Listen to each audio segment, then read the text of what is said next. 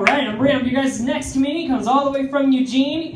He has been on all sorts of shows all over the West Coast for quite some time, and you can catch him on the Netflix documentary, I Am Road Comic. And when I found that out, I flipped out. I was like, I met him. It was pretty cool. So check that out. Ladies and gentlemen, please welcome Seth Milstein!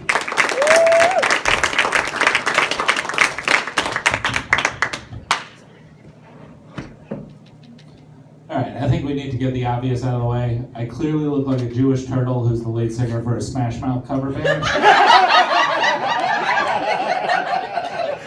Don't mention it, it hurts my feelings. Guys, I don't trust people who go into public by themselves and don't look at their phone the entire time. What are you doing? Are you a private detective? In the CIA? Just download a game. Stop creeping everybody out. Like that. I'll tell you a little bit about myself. I realized recently that I text the phrase, "Are you mad at me?" a lot. A lot. And I figured it out because I'm very lazy and I just use talk to text. And it would always autocorrect to, "Are you meow meow meat?" Here's the thing, if someone is mad at you, and then you ask them if they are in fact meow meow meat, doesn't help anything. Makes it a lot worse. Been having trouble at work lately. I had this happen recently. Just yesterday, I was at work and I had a Mexican guy comes into my work, never seen him before, and he just watched me work for a while, and then eventually he just got really close and nudged me out of my position, and then just started doing my job for me. And then my boss just started paying him my wages instead. Has that ever happened to you? No? Yeah, because it's never fucking happened to anybody. That's not how employment works. No Mexicans actually steal jobs. What happens is if you've ever had a job and you lost it and then an undocumented worker started doing your job, it's because a rich white dude took your job away from you and gave it to him, exploiting both of you, by the way.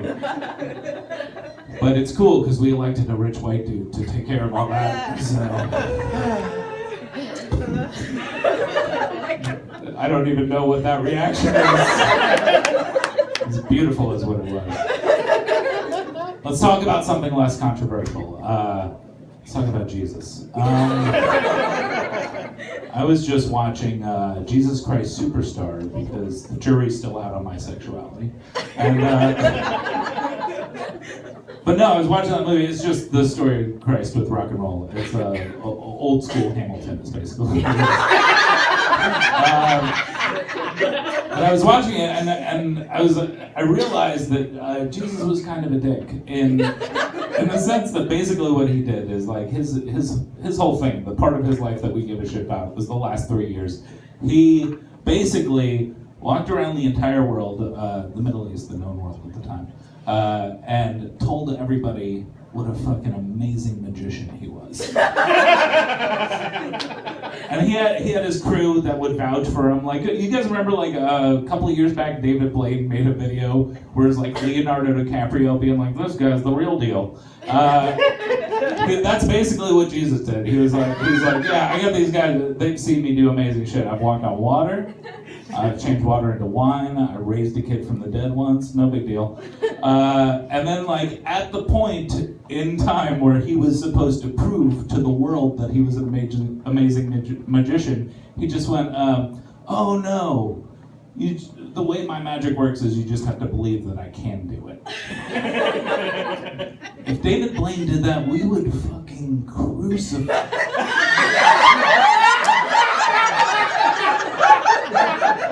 I get it now. I get it. I don't know if I get religion or magic, but one of those things I get. I guess now I'll tell you a bigger bit about myself. Recently, guys, I got into the coolest car accident I've ever been in. I've known all of those words for a very long time. Never thought I'd put them together in that sentence before, but that's a true story. I was driving down the street and I was stopped at a red light, and there was a big line of cars. And I live in kind of like a dicey neighborhood, and there was a cop that had a methy pulled over in the parking lot next to where I was stopped at the red light. And it was a show. This guy was not full meth yet. Like, he was still a little bit chubby. He had the red alcohol face. He was missing some teeth, but not all of them yet. So I was like, oh, I don't even know where he is in his cycle right now. And he had what I'm gonna assume was most of his belongings bungee corded to the outside of his car. I'm talking about boxes with no lids on them. Minimum of 3 sleeping bags, none folded or rolled. Just throw them on the car, bungee cord. And then he had a bicycle. And like, look, we've all seen people put bicycles on their cars. You either put it on the back bumper or you put it on the roof. He just had it pressed against the back windshield, just metal grinding against glass. It was a lot of bad decisions and hastily made. And then, so I'm just sitting there playing the game of like, how did this happen? Like, how did these guys meet? And then out of the corner of my eye, I see the light turn green, but I'm so engaged in this accident, or this experience that's happening, that I waited the adequate amount of time where the person in front of me should have gone, and then I just punched it, and she hadn't gone, and then I just rammed into the back of her. But while that happened, I was looking at the cop and the methy, and they jumped, which was kind of a delight. It was real cute. Because they jumped, they were all startled. And then I looked back at the lady, and she took the fuck off. I didn't know what to do. So I just looked at the cop and I went, and then he laughed, which is not an answer to my not a question. I didn't know what to do, but I was like, I didn't know if I had any like, if I would get in trouble if I left. So I pulled into the parking lot that they were in, and I got out of my car, and he didn't notice that had happened. And I started walking towards the cop, and then he looked at me and got really nervous. Like, he got a very apprehensive look on his face. And then he was like looking at Methy and then looking back at me. And I have the internet, so I immediately put my hands all the way in the air. And look, I'm a white dude, but I'm also Jewish, and I live in Eugene, which is kind of like being black. So I very slowly approached him. When I got an earshot, I said, "Hey, I just don't know if I have any legal obligation. You saw what happened." And he was like, "Well, you were at fault in the accident." And I was like, "Yeah, I know how life works, dude."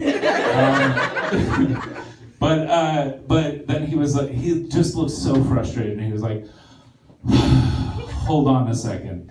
And then he went over to Methy, and he had like a quiet conversation with him. And then he came back to me, and he goes, "All right, here's the deal. I'm gonna ask you a question, and what do you want to press charges against that woman for a hit and run?" And I could tell that it was a question that I had to give a specific answer to, or else I was like, our lives are complicated. And so I was looking through his mirrored sunglasses to see what the answer I needed to give was, and I went, "Yeah," and he went, "Yes, I do not want to press charges against that woman." And then he was like, "Cool, well, all I have to do is I just have to take down your information, because then if she comes back later and decides to try to press charges against you for a hit and run, I can testify in court that she's full of shit." That's what he said. Coolest cop in the world. So I was like, all right, so I start giving him my information. While I'm giving him my information, Methy gets out of his car And I took a step back because I knew that guns are loud and I was going to hear one shoot him to death. And I was so scared. And then he just goes, "Get back in your car, Scott!"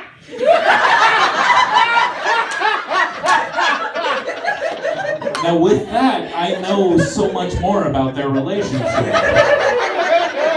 Clearly they have a rapport, they're on a first name basis, and so then Scott doesn't get back in his car and instead yells at the cop, "I want water!"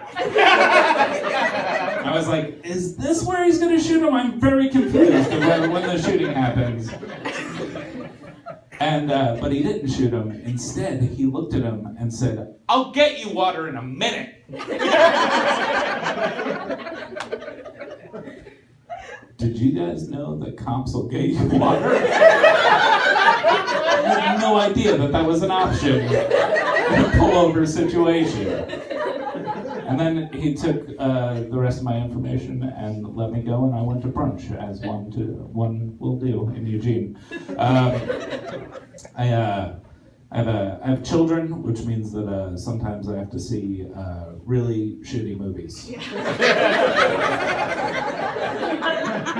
I was just watching the most recent X-Men movie, which you don't need to, and they should just announce that they make them now, and that's it. We're done. But I was watching the most recent one, and then there was like this scene, and I remember there's a scene in every X-Men movie, anything with Wolverine in it. There's always a scene where Hugh Jackman's like looking for someone, and then he has to overact a sniffing motion. Like he'll be like, so that you, the audience member, will remember that one of Wolverine's powers is that he can track people because he's part Wolverine or whatever. That's a dumb power to put in a cinematic environment. I don't think we just drop that one for the movies. Look, he's flipping around, he's got the claws, it doesn't hurt that much when people shoot him and stuff. Like, those are great cinematic qualities. Like, don't fuck with the smelling thing. That would be like Magneto, his power is that he can control all the metal in the vicinity of wherever he is. That would be like if one of his other powers was he could also sense if gluten was in a thing. And then like he was like in the middle of a big battle scene and he was just flipping cars around and throwing them every which way, and then like he reached and grabbed a cookie and was like, oh, no. Definitely trying to watch my food. Anyway, thank you very much. You guys have been great. Seth Milstein, everybody! Yes! Are you